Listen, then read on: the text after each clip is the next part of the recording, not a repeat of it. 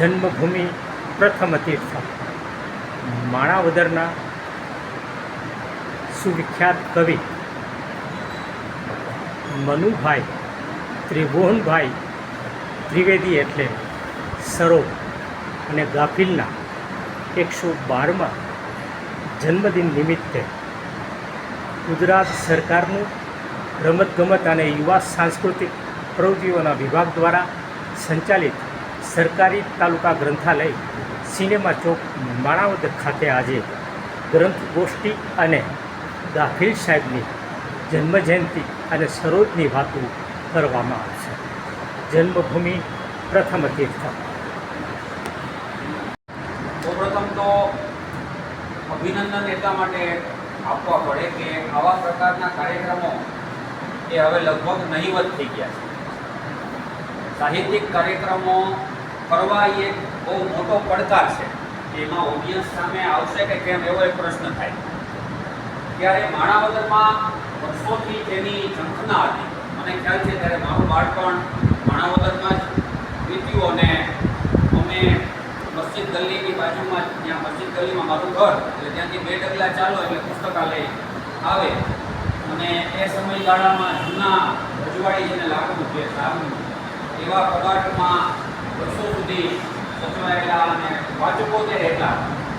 એ નવા પરિવેશમાં માણાવદરને એક અદ્યતન લાઇબ્રેરી મળી અને એમાં જેમણે સહયોગ આપ્યો, જેમણે પ્રયત્નો કર્યા એ બધાને આજના આ દિવસે ખરા હૃદયથી વંદન કરું છું.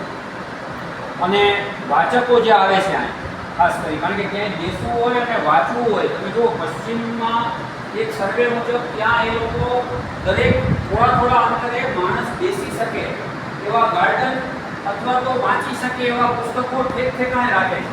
વાચન વલણોનો એટલા જે લેખકો થયા, જે કવિઓ થયા, એમાંના એક આપણા તારલા એટલે કે સરોજ.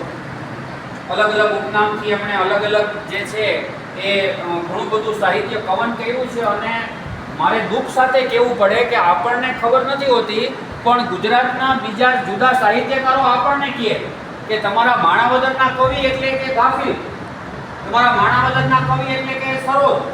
આ આપણને ખબર નથી હોતી. ત્યારે આપણે માત્ર જે છે હામાં હા કરવી પડે. આ એક કરુણતા પણ છે.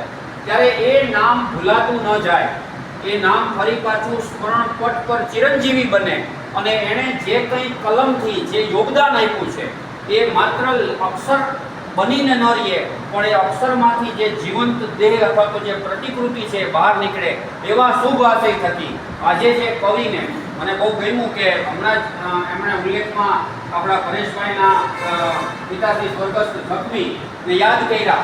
તો વિચાર કરો કે જે કવન જે થઈ ગયું છે, જે હવે અશક્ય છે, હવે કદાચ અશક્ય છે, બરાબર. આપણે પ્રાર્થના કરીએ કે માણાવદરને નવા કવિઓ અને નવા લેખકો મળે. બાકી મને ખ્યાલ છે ત્યારે હું ભણતો હતો ત્યારે પણ નિર્ણાયક તરીકે ચંદ્રકાંત પટેલ આવતા હતા અને મારી ગઝલો અને કવિતાઓના માર્કિંગ કરી અને અમે યુવક મહોત્સવમાં ભાગ લેવા માટે જતા. એટલે વિશેષ વાત ન કરતા આનંદ એ વાતનો છે કે ભાઈ 25 જણા 2 જણા દિલથી મળે તો એક મહેફિલ છે મરીઝ, 2 જણા દિલથી મળે તો એક મહેફિલ છે મરીઝ, દિલ વિના લાખો મળે એને સભા કહેતા. એટલે થોડા ઘણા પણ ગયણા ગાયકા પણ જે લોકો છે એને આ ઉપક્રમ જીવંત રાખ્યો છે. અને એ જ રીતે કદાચ મને ખ્યાલ નથી પુસ્તકાલયમાં કેટલા વાચકો આવતા હશે, પણ એ ગયણા ગાયકા જ હશે. કારણ કે અહીં ટોળા નહીં હોય, અહીં ભીડ નહીં હોય, બરાબર, કે અહીં અમને જવા દો, અમને બેસવા દો, અહીં નહીં હોય. અને એટલે જ ત્યાં શાંતિ હોય છે. એટલે આપણે બધા પણ ફરી પાછા. અને મયુરભાઈને ખાસ મારી વિનંતી છે, મયુરભાઈ આ ઉત્સાહ આજની તારીખે પણ ટકાવી રાખજો. અમે બધા તમારી સાથે છીએ, બરાબર. માણસ વયથી ક્યારેય વૃદ્ધ થતો નથી. એ યુવાન હોય પણ જો કંઈ કામ ન કરતો હોય ને માયકાંગલો હોય તો એ જે છે, અને ગાંધીને જુવાન ડોસલો શબ્દ જે છે એમને નથી કહેવાનો. એટલે આપણા માણાવદરના કોઈ જુવાન ડોસલો કોઈને કેવો હોય તો એ મયુરભાઈ રાવલને કહી શકાય. કે એક વખત જોરદાર એને તાળીઓથી એમને સ્વાગત કરીએ કે સામા પૂરે તણાવવાનું છે. કોઈનું સન્માન કરવું, કોઈના દિવસ ઉજવવા એ સામા પૂરે તણાવવા જેવી વાત છે. એ સામા પૂરે તણાઈને પણ હેમખેમ બહાર નીકળી જવા માટે મયુરભાઈ રાવલને અંતરની અભ્યર્થના સાથે વિનમું છું. ખૂબ ખૂબ આભાર. એટલે આજે જોગાનુજો એમના પિતા અને માતૃશ્રીના સ્મરણ સાથેની યાત્રાનો મુખ્ય ઉદ્દેશ્ય હતો હાઉસમાં DRC વધારામાં લેતું વિજ્ઞાન હતા હોય હે વધારવા. આ વિશિષ્ટ કાર્યક્રમમાં ઉપસ્થિત મામલતદારના પ્રતિનિધિત્વને સક્ષમ ચાહક શિક્ષિત નાયબ મામલતદાર શ્રી પરેશભાઈ જોશી, અંકરભાઈ માનવતાના કોઈ પણ સામાજિક, સાંસ્કૃતિક, ધાર્મિક, સાંસ્કૃતિક કાર્યક્રમમાં એની અનિવાર્ય ઉપસ્થિતિ હોય એવા ધીર વીર ગંભીર શ્રોતાજન તરીકે જેના પ્રસંગો કાર્ય કરું એવા અંકરભાઈ જોશી, જેની પાસેથી કોર્પોરેટ સરસ સુધીની રચનાઓની રાહ હોય એથી શોધી લાવે સરસ છાપીને મજા આવે નવડાવવાની. એક કપરું કામ છે અને કપરા કામને પાસોન કરવાનું કામ આપણા સૌ એટલા માટે છે કે સાયકોલોજીમાં સાયકોલોજી એક સરસ નજર આપી હતી અપૂર્ણ કાર્ય, કોઈ પ્રકારની અપૂર્ણ છોડી દો ને એની વધારે અસર હોય. જેનો મેક્સિમમ ઉપયોગ સિરિયલ વાળા કર્યો, ટક ટક લોક ખોલે, દરવાજો ખોલે, કોણ હશે, પછી આવતા શુક્ર રાહ જોઈને કોણ હશે. એ જે એપિટાઇટર જે જિજ્ઞાસા ઊભી કરવાનું કામ છે ને એ પુસ્તકોમાં થાય માટે શું કરે એનું ચિંતન કર્યા પછી રૂપાયતન સંસ્થા આપણી છે અને અમારી વંચન વર્ણો સંસ્થા નંતર હમણાં બે સમયથી શરૂ છે બુક ટોક શરૂ કરી દેતા. પુસ્તક તરફ પ્રેમ ન થતો, પુસ્તક પર હિંમત આવી ગયો હોય બધું નહીં બચાય તો બુક ટોક એ નવી જનરેશનને કનેક્ટ કરવા માટેની વાત છે. એમાં સારા પર્સનો છે એ પુસ્તકમાં શું છે એ બાબતો થોડું વર્ણન કરે, કેટલીક બાબતો અગિયાર છે. વધારે જાણવું હોય તો તમારા પુસ્તક વાંચી દો. હમણાં જો ગીરની ઓળખ નામનું પુસ્તક છે દીપપાલસિંહ જાડેજા ભાવનગર શિક્ષક અધ્યાપક સરસ બોલે આપણી ગીરની યાત્રા વિશે લખ્યું. એમાં અલગ 17-18 ઘટનાઓ છે. દરેક ઘટનાના રસ્તે મને વાતો અધૂરી છોડી બાકીનું તમારે વાંચવું પડે. એમાંની વાતો મૂકી છે તો ગ્રંથાલય અને વાંચનાલય શું મેં શિક્ષણ આપ્યું. ગ્રંથાલય તો છે પણ વાંચનાલય ક્યારે પરંતુ વાંચક બેઠો હતો, બાકી ગ્રંથાલય તો છે. તો આવી એક પરિસ્થિતિ વચ્ચે એક એવા સર્જક અહીંયા ઝખમીના પુત્ર બેઠા છે ને તાત્વિક સ્વરૂપની વાત કરવાની છે ત્યારે વચ્ચેની વાત એ કે હંમેશા સંવેદનામાંથી સર્જન પ્રગટે. સંવેદના જ મરી ગઈ તમે ચા પીતા પીતા 10 જણા મૃત્યુ પામ્યા કે તણાઈ ગયા વરસાદ નહીં વાંચતા હોય તો સર્જનની શક્યતા.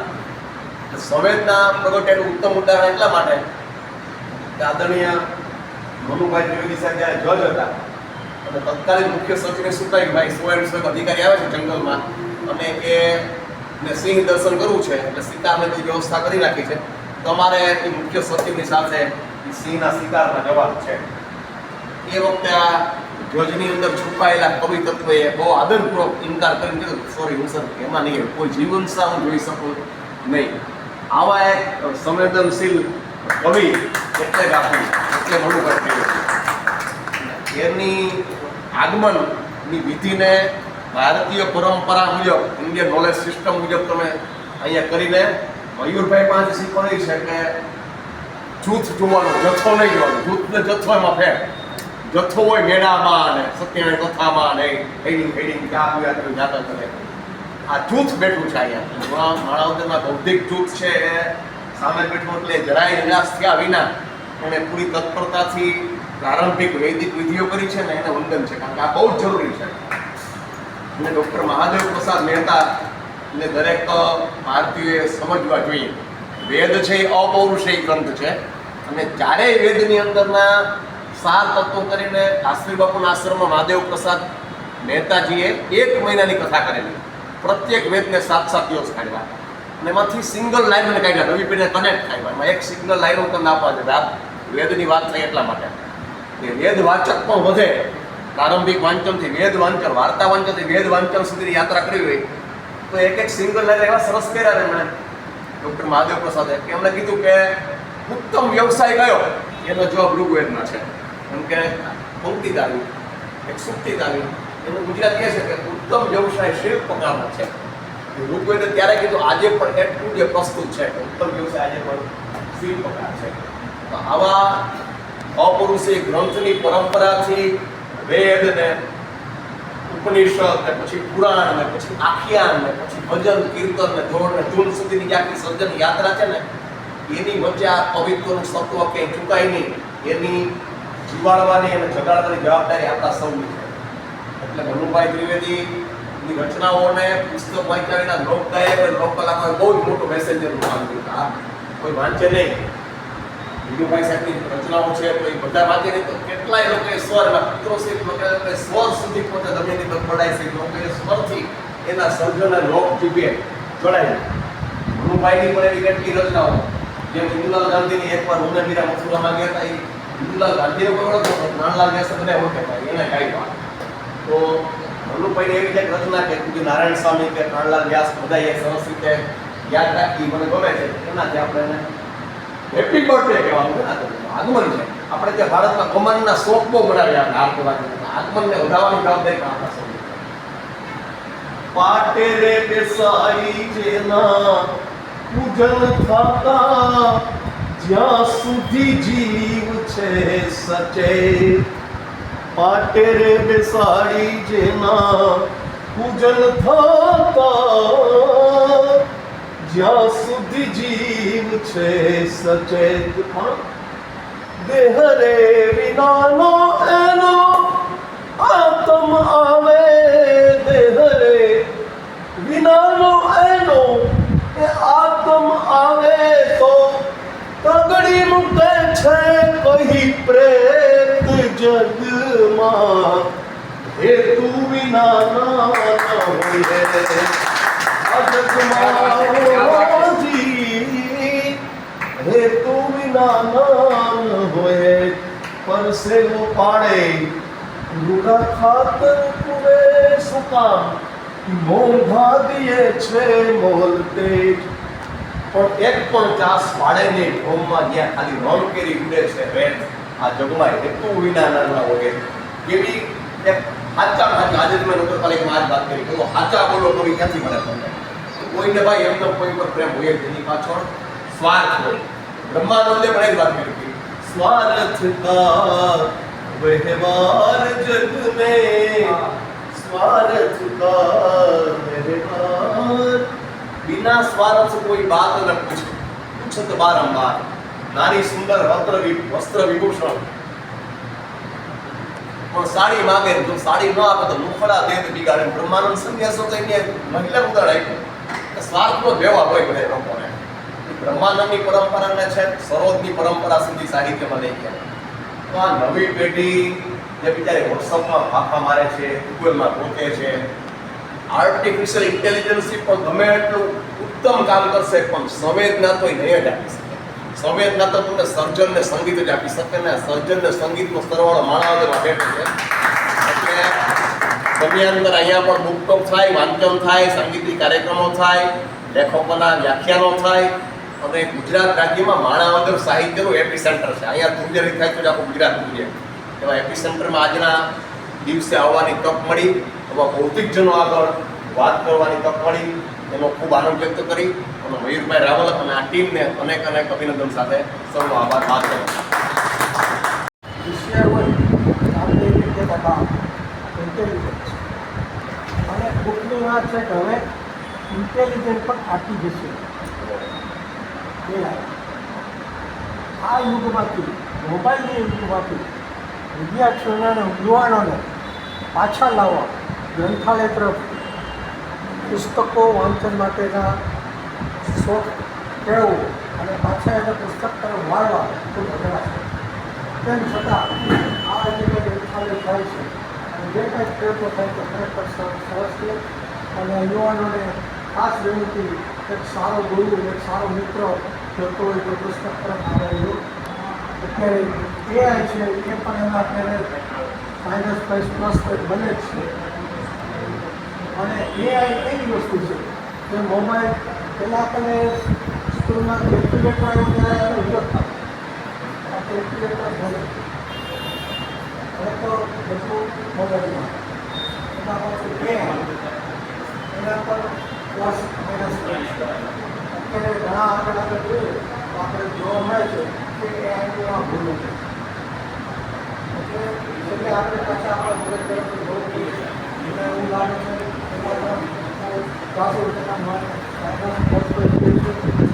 કોઈ એવા વ્યક્તિના હાથમાં એઆઈ આવશે તો એ આંગણા હાથમાં કલાક જેવી કરશે, ઘણાને હેરાન કરી દેશે.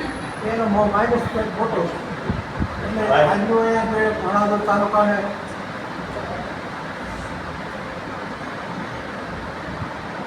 આજે માણાવદર તાલુકાને પુસ્તકાલય મળ્યું છે, ખરેખર એના સૌભાગ્ય છે. બાકી નગરપાલિકાના પુસ્તકાલયમાં અમને પણ એનો ખૂબ લાભ લીધો છે. એમાં પણ સભ્ય હતો. એના પણ ઘણા પુસ્તકો છે. જો એ પુસ્તકોનું કંઈક ટ્રાન્સફર થાય તો બધાને ઘણા લાભ મળે. એના પહેલાં ખરાબ થઈ ગયા છે એવું જોઈએ છે. એટલે હું કેશુભાઈને વાત કરી વિનંતી કરું કે એવું કંઈક પુસ્તકાલયનો ફેરફાર થાય, ટ્રાન્સફર થાય. અમે જોઈએ જ છે કે ત્યાં બહુ ખૂબ સારા પુસ્તકો હોય. એટલે યુવાનો પુસ્તક તરફ આગળ વધે અને વાંચન તરફ આગળ વધે એ નમ્ર પ્રયાસ સાથે